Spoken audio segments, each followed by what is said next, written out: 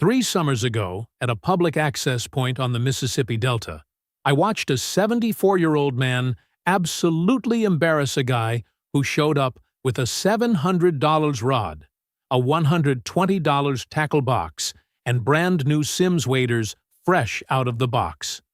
The young guy, let's call him Kyle, fished the same stretch of water for 4 hours straight and pulled out 4 bass. The old man, who rolled up in a beat-up '98 Silverado and pulled out a rod that looked like it had been sitting in his garage since Reagan was in office, caught 31 fish. Same water, same afternoon. 31 fish. Before Kyle packed up and left, he walked over and asked what bait the old man was using. The old man smiled, said, "Something from my daddy's time," and that was the end of the conversation. If you want to fish the way that man fished, stay right here. Drop a comment below and tell me what state you're watching from. I want to know where this is landing. Here's what nobody tells you. That old man didn't reach into anything he bought at Bass Pro or Cabela's. He reached into his shirt pocket and pulled out a small mason jar, barely 2 ounces, pinched a little of whatever was inside onto the bait, tossed it into the water with 0 ceremony, and waited. That's it. No technique. No spray bottle. A mason jar and something that smelled like it came straight out of a kitchen cabinet. The technique in that jar traces back to at least 1962, when a group of tournament directors in the Ozarks voted to officially ban it from competition. Not because it was illegal, because it worked too well. Bass clubs in Arkansas, Missouri, and Tennessee were getting complaints from sponsors. Guys using this were catching 3 times the fish and making the whole tournament look pointless. That's what we're talking about today. If this is your first time here, hit subscribe and turn on the notification bell so you don't miss the next one. This channel exists to bring back what the industry has been quietly burying for 60 years. Now, before I tell you what was inside that jar, you need to understand who decided you shouldn't know about it in the first place. Because this isn't just a story about one old man on a river. The U.S. fishing tackle industry clears over $15 billion a year. That number doesn't stay that big by accident. It stays that big because people keep buying.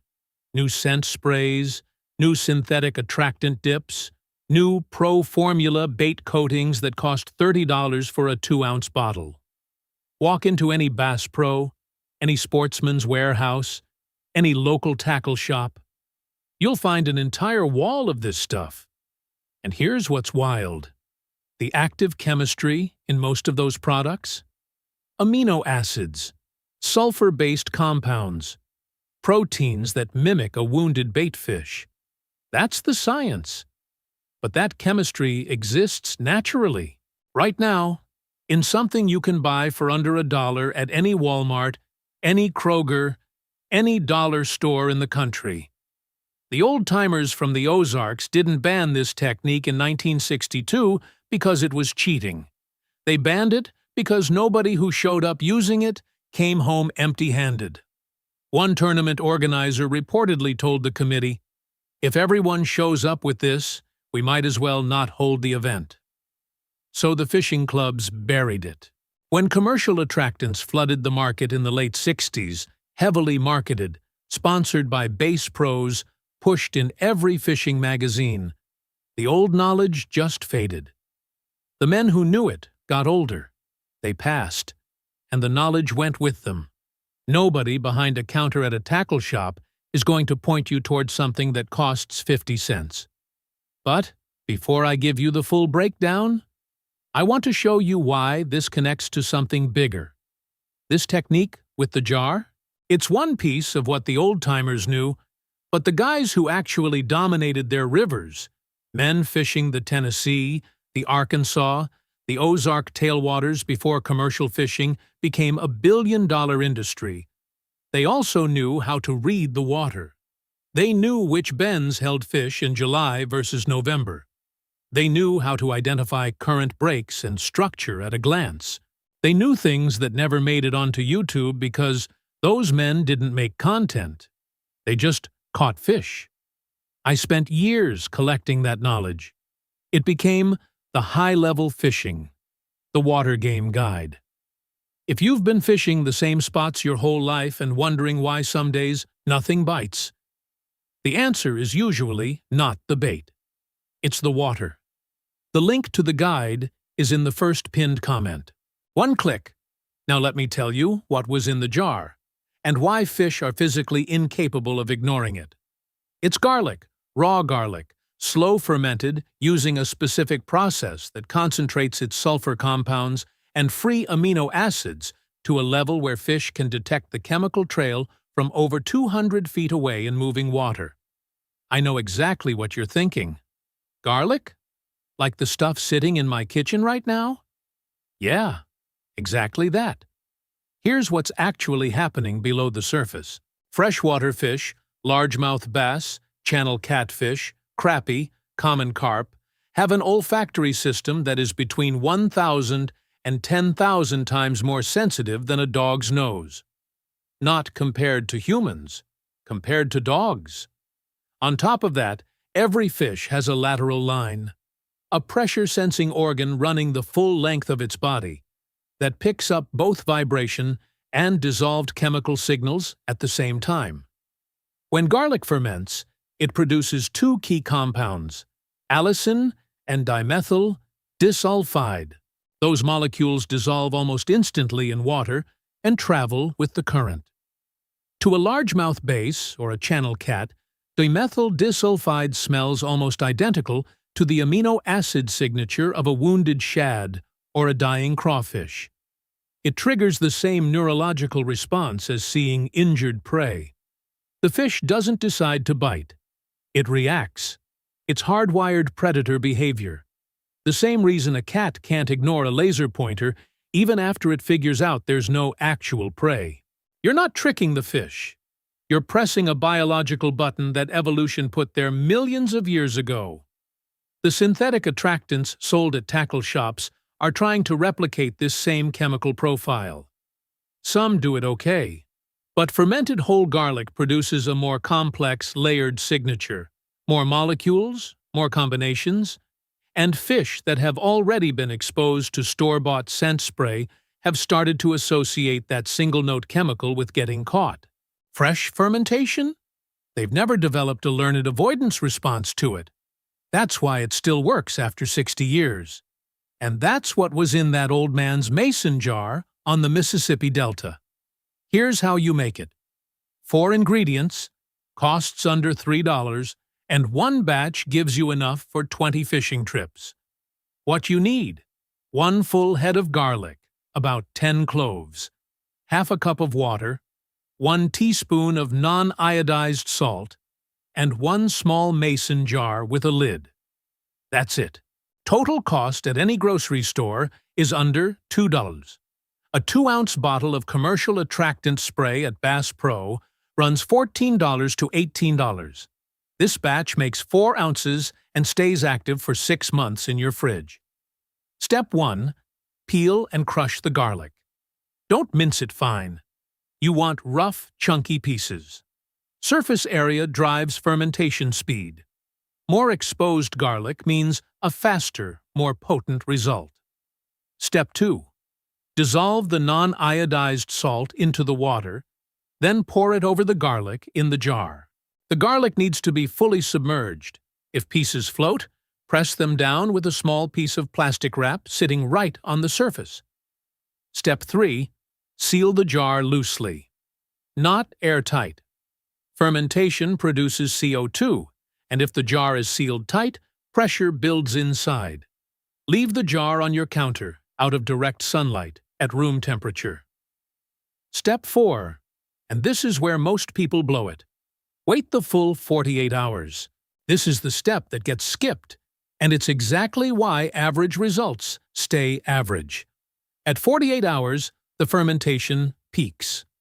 Allicin concentration is at its highest. The dimethyl disulfide release is strongest. Opening it at 24 hours gives you garlic-flavored water. Waiting 48 hours gives you bait that works.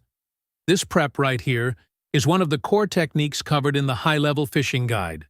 The full guide has additional prep methods for specific species like catfish and carp, with adjusted timing and ratios. Worth a look if you're targeting a particular fish. After 48 hours, seal the jar tight and refrigerate. Active for up to 6 months. To use, dip your bait, live, cut, or artificial, directly into the liquid for 30 full seconds before you cast. Don't rinse it off. Don't touch the bait with bare hands covered in sunscreen or bug spray after you dip it. Just cast. Now, where you cast and when you cast matters just as much as the bait itself. And there's one mistake that almost everybody makes right here that kills the whole thing dead. Fermented garlic works best near structure, rocky points, submerged timber, bridge pilings, dock supports, laydowns along the bank, anywhere fish are holding and waiting to ambush prey. On rivers like the Tennessee, the Ohio, the Arkansas, look for current breaks. That's where the scent trail drifts downstream in pools. That's where the fish are sitting and waiting. Best windows: the first 90 minutes after sunrise, and the last 90 minutes before full dark. Water temperature drops slightly, fish metabolism increases, and fish switch from holding to actively feeding. You can catch on this bait at noon in summer, but your numbers roughly double at those edges of the day. Species that respond hardest to this specific chemistry: channel catfish, largemouth bass, common carp, and crappie in water below 65 degrees. If you're anywhere in the South fishing the Mississippi drainage system, this is your go-to for channel cats. Now, the fatal error. After you dip your bait and cast, leave it alone. Don't reel in and re-dip every 5 minutes. Don't twitch the rod constantly to check if it's still there. Every time you pull that bait out of the water, you reset the entire scent trail from zero. You've been building a chemical cloud in the water. Fish are following it upstream toward the source. When you pull the bait out, you erase everything they were tracking. Old-timers along the river called it washing the water clean. Cast, then let it sit for a minimum of 12 minutes. If nothing hits after 15, move to the next spot, but give the scent time to do the work. Most people reel in after 2 or 3 minutes, decide the spot is dead, and keep moving. The spot wasn't dead. They just kept washing it. Picture your next trip. The guys around you are shaking $30 spray bottles. You pull out a mason jar you made at home for $2. In the first hour, you've got 3 fish. They've got 1. By mid-morning, someone walks over and asks what you're throwing. You decide whether to tell them. That's yours to call. Everything in this video, the fermentation process, the biology, the scent trail mechanics, this was standard knowledge for serious fishermen before 1962. It wasn't exotic. It wasn't a secret.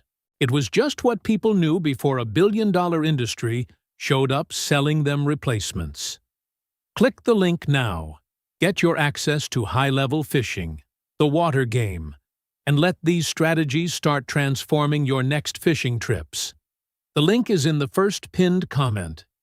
When you come back from the water applying what you learned, come back here and comment, "I caught more." That's your commitment to your own growth as a fisherman. And it might be exactly the step that separates the stories you hear from the stories you're going to start telling. The knowledge was always there.